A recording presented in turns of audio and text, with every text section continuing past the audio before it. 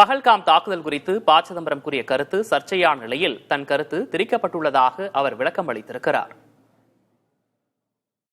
பஹல்காம் தாக்குதல் குறித்து ப. சிதம்பரம் கூறிய கருத்து சர்ச்சையான நிலையில் தன் கருத்து திரிக்கப்பட்டிருப்பதாக அவர் விளக்கமளித்துள்ளார்.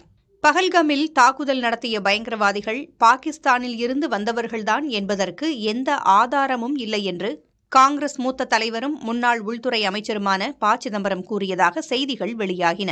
ஆங்கில இதழ் ஒன்றுக்கு அளித்த பேட்டியில் பஹல்காம் தாக்குதல் குறித்து விரிவான விவரங்களை மத்திய அரசு வெளியிடவில்லை என்றும் குறை கூறினார். பஹல்காமில் தாக்கியவர்கள் பாகிஸ்தானில் இருந்து வந்தவர்களா அல்லது உள்நாட்டவரா என்பது தெளிவாக தெரியவில்லை என்றும், ஆனால் அவர்கள் பாகிஸ்தானியர்களே என்றும் உறுதியான கருத்தாக்கம் உள்ளதாகவும் சிதம்பரம் தெரிவித்துள்ளார். பயங்கரவாதிகளுக்கு உதவியதாக கைதானவர்கள் மீதான விசாரணை என்ன ஆனது என்பது கூட தெரியவில்லை என்றும் அவர் கூறினார். பஹல்காமில் தாக்கியவர்கள் உள்நாட்டவர்களாக இருக்கலாம் என்று கூறியதன் மூலம் பாகிஸ்தான் மீது எந்த தவறும் இல்லை என்று சிதம்பரம் சான்றிதழ் தந்துள்ளதாக பாஜகவின் அமித் மாளவியா தெரிவித்துள்ளார். பஹல்காம் தாக்குதல் குறித்த காங்கிரஸ் தலைவர்களின் கருத்துகள் பாகிஸ்தான் வழக்கறிஞர்களின் தொனியிலேயே உள்ளதாகவும் அவர் குறிப்பிட்டார்.